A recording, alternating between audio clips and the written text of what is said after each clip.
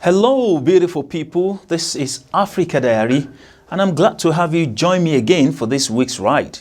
Yes, it's Africa Diary program, a platform where you get to know about what's going on around Africa at large, a platform where detailed analysis of critical issues are dissected without bias, the gist about what have happened over the past few days and what's currently trending in the region, and so much more are what we'll discuss on the program.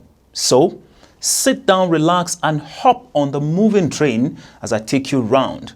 My name is Ajara Tijani. Welcome once again.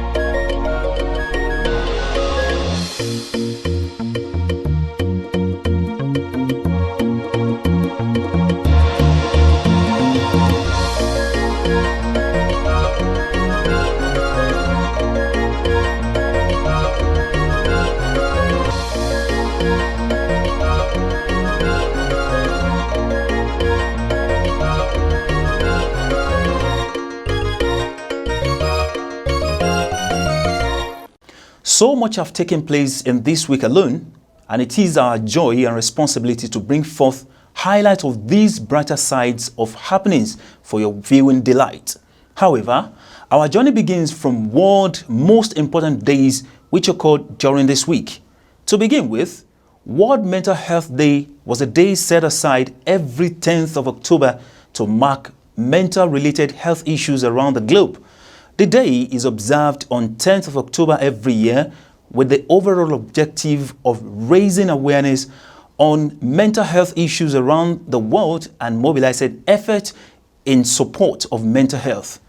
The day provides an opportunity for all stakeholders working on mental health issues to talk about their work and what more needs to be done to make mental health care a reality for people worldwide. Before we tell you what happened this part of the world, let's check out what these gentlemen have said about the day. And we'll be right back. Mental health was already a neglected health issue globally. Close to 1 billion people are living with a mental disorder. 3 million people die every year from the harmful use of alcohol. And 1 person dies every 40 seconds by suicide. Yet, relatively few people have access to quality mental health services. In low and middle-income countries, more than 75% of people with mental, neurological, and substance use disorders receive no treatment for their condition at all. In low and middle-income countries, more than 75% of people with mental health conditions receive no treatment at all. And overall, governments spent on average less than 2% of their health budgets on mental health. This cannot go on. We can no longer ignore the need for a massive scale-up in investment in mental health. We must act together, now, to make quality mental health care available for all who need it, to allow us to recover faster from the COVID-19 crisis.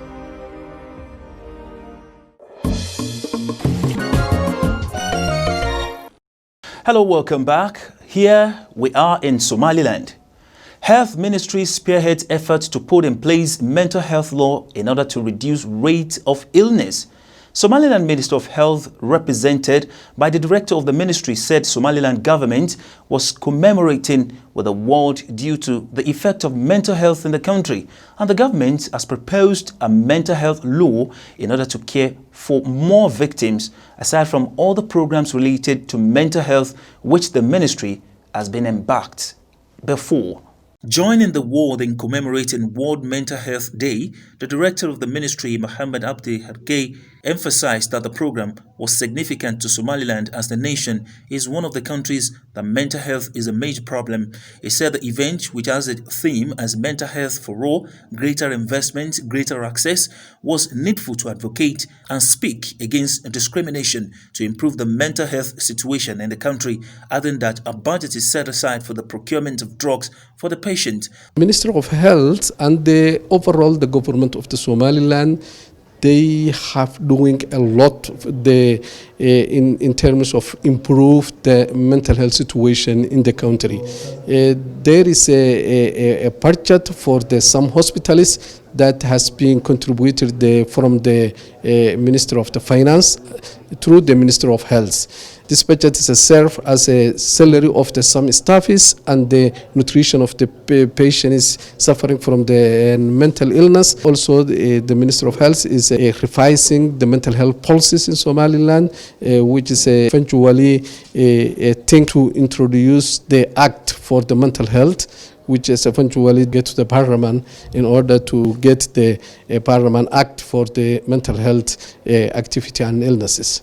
The program, which took place at Mansour Hotel, Hargeisa, has speakers from diverse backgrounds with submission that attention must be given to the care of the mentally derailed in the society. Hamda Abdel Nasser Mohammed, who is the representative of humanity and inclusion in Somaliland, explained that partnership with other stakeholders, both locally and internationally, to support the emotional activities such as these is key, as well as providing support and referring them to mental hospitals. She also emphasized the role of counseling and creating awareness on drug abuse, which is the major cause of mental disorders, adding that giving psychological first aid, solving social problems, unemployment and banning cat consumption could go a long way in reducing the case in the country. As humanity and inclusion, we do different activities of mental health, like referring the people with mental health to mental hospitals. Mrs. Adna Ismail of Mental Department of Somaliland Ministry of Health expressed the ministry effort in curbing mental health problems in Somaliland,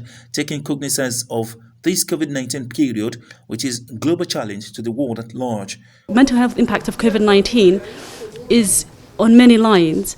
One of them includes people that previously didn't suffer with mental health are now experiencing mental health because of the challenges from COVID-19. And the impact of COVID-19 is most likely going to be with us for quite a while. So the theme for the Mental Health Day this year is increasing investment, which is critical to maintaining health services and ensuring that the impact of COVID-19 on mental health is reduced greatly. World Mental Health Day is celebrated globally on the 10th of October every year. You're welcome back. It's Africa Diary and we're still in Somaliland.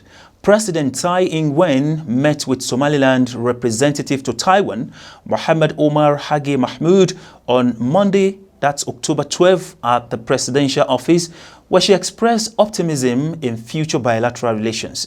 Let's get the report. President Tsai welcomed Mohammed to Taiwan, thanking him for Somaliland's support She also noted that this year Taiwan and Somaliland mutually set up representative offices, opening a new chapter in bilateral relations. President Tai said that many media reports currently refer to Somaliland as Taiwan's new friend and that many Taiwanese are eager to learn more about the East African nation.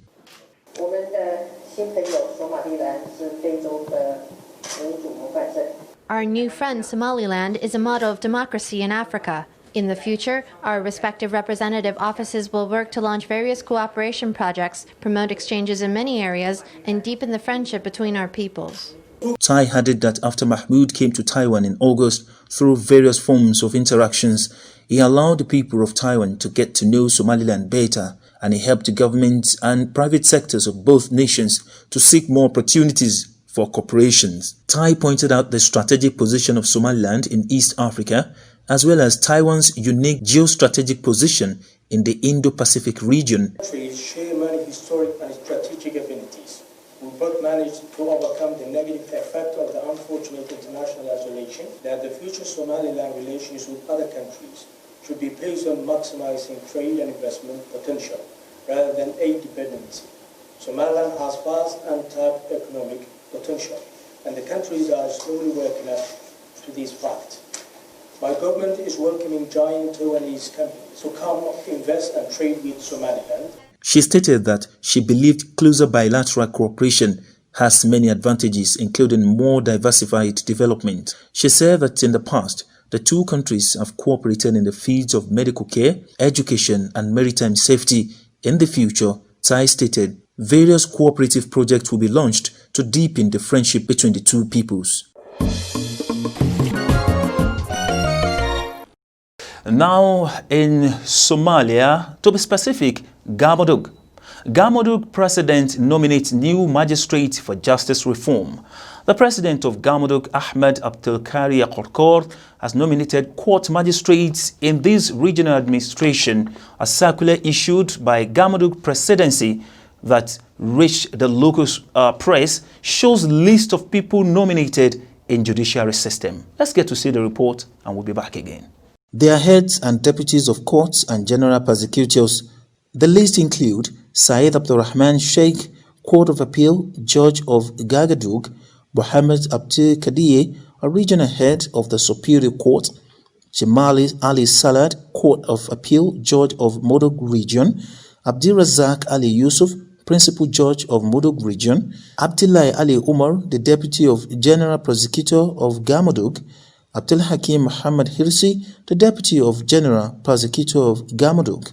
These nominations came as to further the ongoing justice reform and response to the president's election campaign, of which he promised to build or reform the underperforming departments, including justices of Galmudug Regional Administration. The justice wasn't functioning well due to lack of experience and knowledge, and the people were waiting with a heavy heart that the president will soon nominate justice cadres. Now our train is in Kenya, and this time around, much have happened in Kenya, but we are going to spotlight on education sector. UK and Kenya to raise $5 billion for post-COVID-19 education. British Prime Minister Boris Johnson and Kenya's President Uhuru Kenyatta are due to launch a call action on Monday. It has happened to raise $5 billion for educating the most vulnerable children around the world. Let's get to report. We'll be right back. In a new report, Amnesty International said opposition parties were facing harassment, arbitrary arrest and intimidation from authorities ahead of nationwide voting on October 28, whereas the ruling party was allowed to campaign free and unhindered. President John Magufuli, who critics say has embraced a brazen authoritarian streak while restricting political freedom since being elected in 2015, is seeking the second term in office. His main challenger is Tundu Lissu from the opposition Chadema party, who recently returned from 3 years in Belgium, recovering from a 2017 assassination attempt in which he was shot 16 times. The regime is getting scared, and therefore they're pulling out all the stops, as it were, using every instrument of power in their capacity, in their possession, thwart my election campaign. Amnesty said it was a positive step that Lissu was able to return from exile to run as a presidential candidate in Tanzania, a country once viewed as a beacon of stability in East Africa. This time,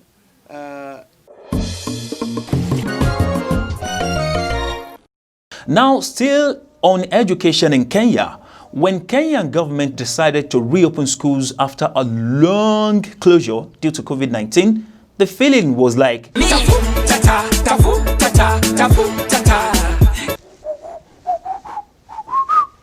but hey, the directive to follow due preventive measures took another dimension as some schools sprayed students in a funny way.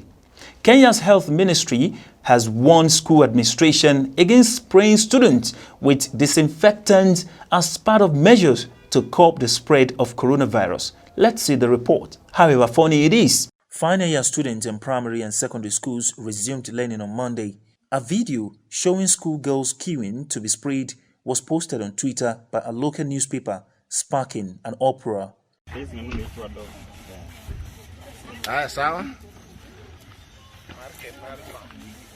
Dr. Aman further stated that the ministry may have to consider introducing occasional testing on students in order to observe how the pandemic behaves in a large population environment such as schools. Kenya's COVID-19 infections have declined since August, with the daily cases not going beyond 300. The country had recorded 41,937 cases by October 13, with 787 fatalities. The ministry's administrative secretary Rashid Aman said the chemicals used were not suitable for the human beings. He said the ministry would direct schools not to spray students. The World Health Organization guidelines does not recommend the spraying of individuals as it is harmful for their health. And now our train is in Ethiopia. It is no longer a news that Ethiopia is the world's fourth largest airline by the number of countries served. Ethiopian is Africa's largest airline in terms of passengers carried, destinations served, fleet size and revenue. Recently, there were a number of speculations about its privatization campaign.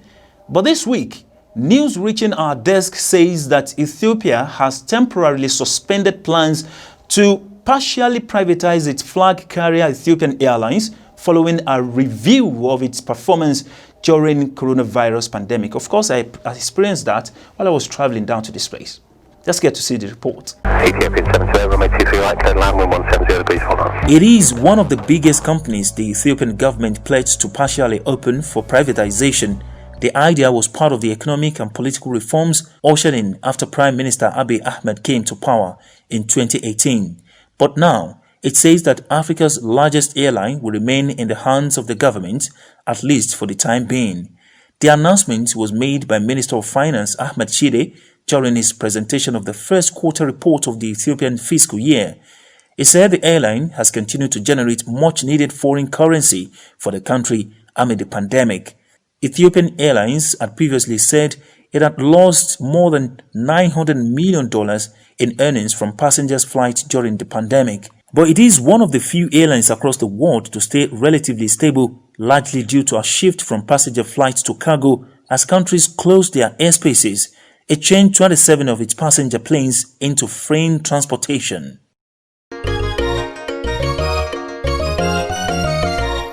Welcome back from that report. Also in Tanzania, more planes promise to put out Kilimanjaro fire. Wow, that site is one of the few places in Africa that I want to visit.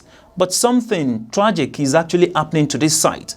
Tanzania says more helicopters and planes will be deployed from this week's Thursday to put out the fires on Mount Kilimanjaro, which have been raging for days. Efforts are mounting by the day to extinguish a fire that has broken out on the slopes of Mount Kilimanjaro, the highest peak in Africa. What was the cause of this inferno? We got to hear that from this report, and we'll be back again. Firefighters and volunteers are struggling, according to Tourist Minister Hamishi Kigwangala, as efforts to extinguish the flames have not been completely successful. Progress has been hampered by the presence of strong winds and acres of shrubs and dry grass. Mr. Kigwangala tweeted that the task is bigger and harder than they thought. More than 500 volunteers have been up fighting the blaze on Africa's tallest mountain.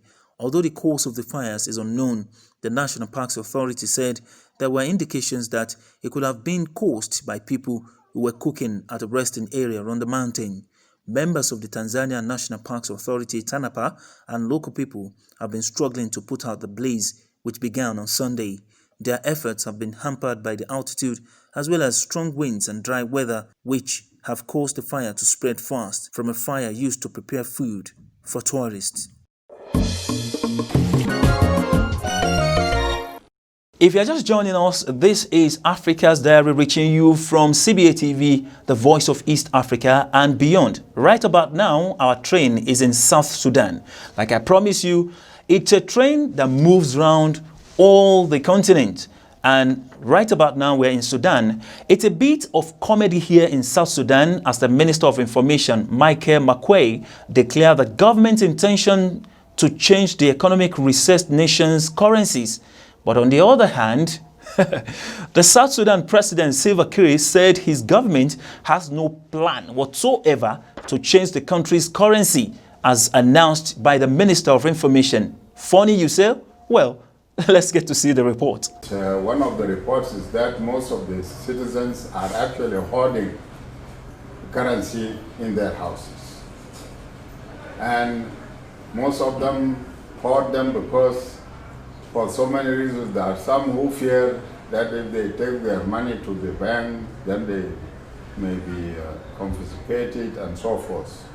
However, this is a normal situation that has been happening, and there are always solutions for all these. So the cabinet has decided that the currency should be changed. The currency should be changed. President Kiir said the change was a suggestion, a proposed idea to be studied by the economists. The announcement has caused a hyperinflation rate in the market, according to a government statement. The government tweeted that the change was mentioned as one of the long-term economic measures but was not agreed on. The International Monetary Fund, IMF, ranks South Sudan as the poorest in the world by gross domestic product (GDP) per person. The country is almost solely dependent on oil revenues, and there is very little investment in other sectors such as agriculture and infrastructure. Welcome back. Now the train is in Nigeria, the most populous African nations of the world. In terms of population, Nigeria is about 206 million in population alone. But something in Nigeria, the only issue that has been trending for almost a week now is #EndSARS. End Special Anti-Robbery Squad, or EndSARS, is a social movement in Nigeria that started on Twitter, calling for banning of the Special Anti-Robbery Squad, a unit of the Nigerian police force. It is a call to end police oppression and brutality in Nigeria. The protest started as a social media campaign using the #EndSARS to demand for Nigeria's government to scrap and end the development of Nigerian police. Nigerian police force, actually, Special Anti-Robbery Squad, popularly known as SARS. Within a week alone, the #EndSARS add up to 30 million tweets. Yes, that's very surprising. If you check Twitter, you see like over 30 million tweets. Nigerians have shared both stories and video evidence of how members of SARS engaged in kidnapping, murder, theft, torture, and so many other things. Handedness, humiliation, unlawful detention, extrajudicial killings, and extortion. Now, with all these noises about the EndSARS, no one early from the beginning had the courage to lead the protest, even as some celebrities like Naira Marley pledged.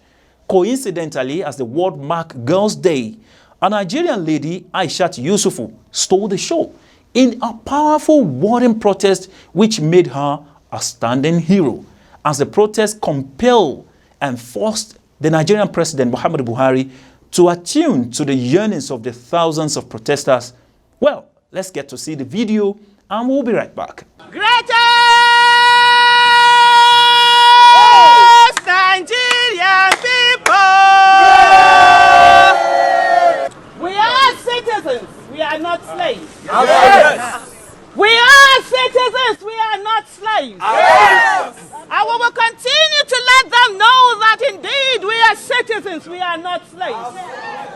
Wherever we stand in this country, we stand as the citizens of the Federal Republic of Nigeria. Absolutely. We are not to be intimidated. Absolutely. You walk around here, you see policemen and women with their guns. Absolutely. You see security agents with their guns. And I ask you, where are you when we are being kidnapped? Yes. Where are you when we are being killed? Yes. Where are you when Satan is pointing his fingers in our eyes? Where are you when all the bad things are happening in Nigeria? You come out with your guns. You come out standing. You tell us you're men. You tell us you're women. But you're just wimps. It is protesters that come out that you come out and intimidate. We will not be intimidated. Yes. No Nigerian is more Nigerian than any Nigerian. That's right. That's right. Every one of us occupy the highest office in this land, and that is the office of the citizen. Yes. The president occupies the highest political office, so his office is less than our office. I am an employer of the president. I pay the president's salary. I pay the bills of his family, and he must protect me, whether he likes it or not. As the commander-in-chief, the president has failed.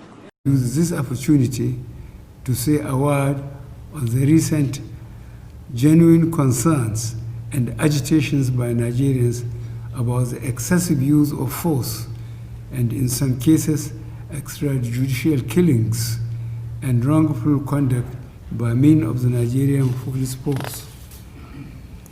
The disbanding of SARS is only the first step in our commitment to extensive police reform in order to ensure that the primary duty of the police and other law enforcement agencies remains the protection of lives and livelihoods of our people. We will also ensure that all those responsible for misconduct or wrongful acts are brought to justice. We also deeply regret the loss of life of the young man in Oyo State during the recent demonstrations. I have directed that the circumstances of his death should be thoroughly investigated. As the authorities agreed to dissolve the unit to create a new squad called SWAT, what's going to happen again? And why is the protest still continues as we speak? Well, your guess is as good as mine.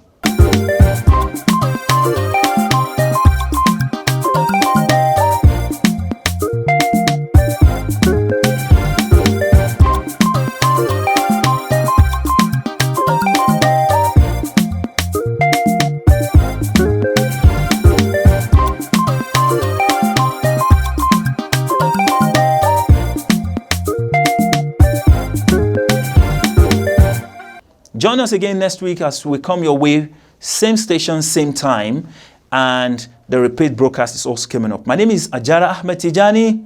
Stay blessed.